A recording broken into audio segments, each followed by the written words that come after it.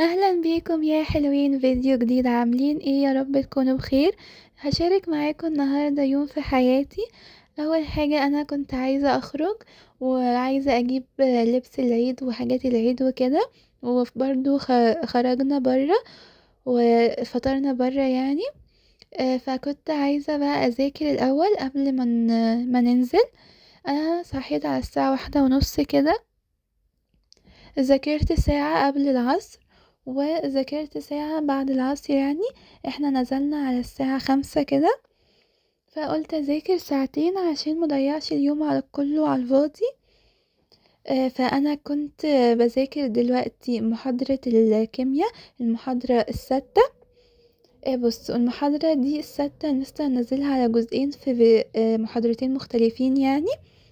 انا سمعت المحاضرة الجديدة بتاعت يوم السبت ده وما كملتهاش بقى لاخرها، سمعت الجزء بتاع المحاضرة السادسة بس بقيتها وذاكرتها على بعضها. بعد كده حليت الواجب، وهي المحاضرة كانت بقية الستة والسبعة، بس سبت السبعة بعدين قلت اخدها مع لوحدها مرة لوحدها، وذاكرت الستة وحليت بالتدريبات الواجب بتاعت كتاب المستر. وبعد كده بس ما لحقتش اسمع الفيديو حل الواجب ولا امتحنت انا، بس ذاكرت وحليت الواجب على طول. قلت اذاكر ساعتين عشان بحس ايه ما ضيعش اليوم كله على الفاضي، عشان انا كنت عارفة ان انا رجعنا بالليل قوي اصلا، وكمان ما كنتش قادرة اذاكر حاجة بقى في اليوم ده. الخروجة كانت ان احنا نفطروا برا، بعد كده ننزلوا نجيبوا مشتريات العيد. واستنوا بقى فيديو هصور لكم كل حاجة اللي جبتها للعيد، لبس بقى وسكين كير وميك اب وكده. استنوا الفيديو ان شاء الله هنزله لكم قريب. انا لسه ما جبتش كل حاجة، النهاردة نزلنا نجيب اللبس بس، ولسه عايزة اكمل بقى.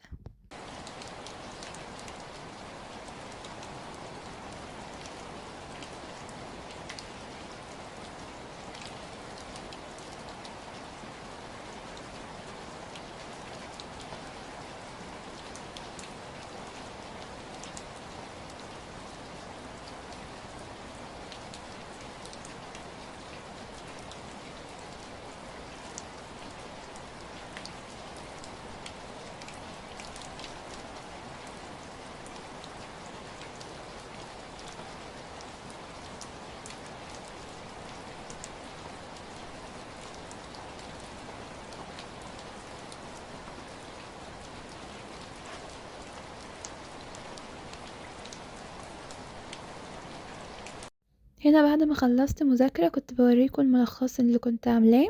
ده انا كنت نقلاه من الكتاب. انا بعمل ملخص على مرتين، مرة بنقل في الكتاب وبذاكره كويس، ومرة بعمل واحد تاني من دماغي بس وبقفل الكتاب وبعمله. بعد كده بقى بدأت حل الأسئلة معرفش كانت صعبة معايا قوي المحاضرة دي، معرفش عشان انا كنت ناسية بقى الجزء الاول من المحاضرة عشان انا ذاكرتها على مرتين. مش عارفة ده بسبب ايه، بس اللي حسيت ان الأسئلة صعبة قوي، رغم ان انا اساسا المحاضرة كانت معظمها حاجات واخدينها قبل كده. حاولت بقى ان انا اخلصهم، وبعدين ما لحقتش اصحح الواجب ولا امتحن. شوية بقى والعصر أذن، صليته ولبست وجهزت نزلنا على 5 وكده، 5:15 تقريبا، وكنت متأخرة جدا يعني، وصلنا على ميعاد الفطار على طول. وهنا كنت نازلة خلاص.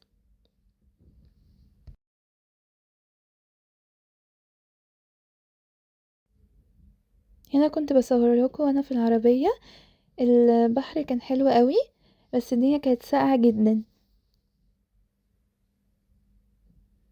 هنا كنت وصلت المكان، ودلوقتي بقى فطرنا. ماما عملت سندوتشات كفتة كده، كانت حلوة قوي. اكلنا في المكان ده، هو ما كافيه كده، وبنجيبه اكلنا معانا يعني، قدام البحر في محطة الرمل على طول بنروحوه، وهو كيوت قوي يعني ومريح جدا.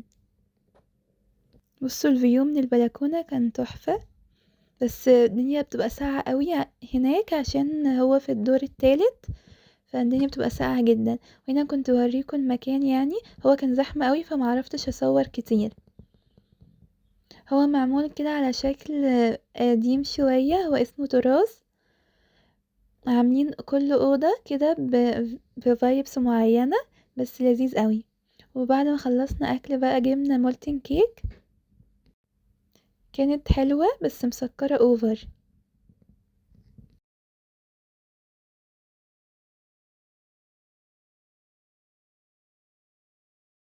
بعدين نزلنا بقى نتمشى شوية، ورحنا نشربه نسكافيه من العبد.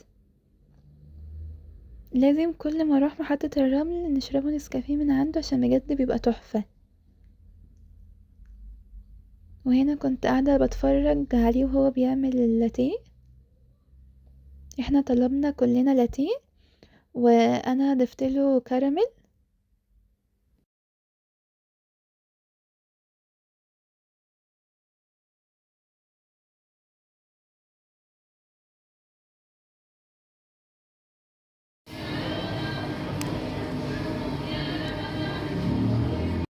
تحبي انا؟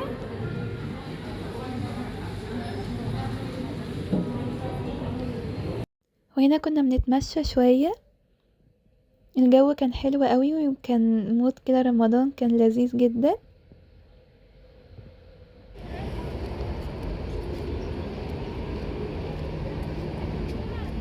هنا بقى بدأنا نشوف اللبس. في الاول ما كنتش لاقي حاجة تعجبني قوي، بس لفينا كتير جدا يعني. ودخلنا المحل ده عشان نجيبه سكين كير. الدنيا كانت زحمة قوي بس كنت بحاول اصور لكم يعني.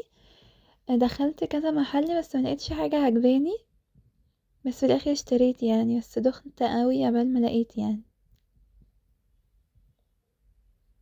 كانت اكترها حاجات شتوي وكده. وانا ما كنتش عايزة يكون حاجات شتوي تقيلة قوي، بس اشترينا. عايزة اعمل لكم فيديو لوحده يكون فيه كل الحاجات اللي انا اشتريتها، مش بس بقى لبس، هيبقى هوريكم السكين كير والميك اب وكده. وعايزة كمان اجيب اكسسوارات، فاستنوا الفيديو ده يعجبكم. وهنا كنا خلاص مروحين، وكده نكون وصلنا لنهاية الفيديو. لو عجبكم متنسوش تدعموني بلايك وتشتركوا في القناة. باي باي.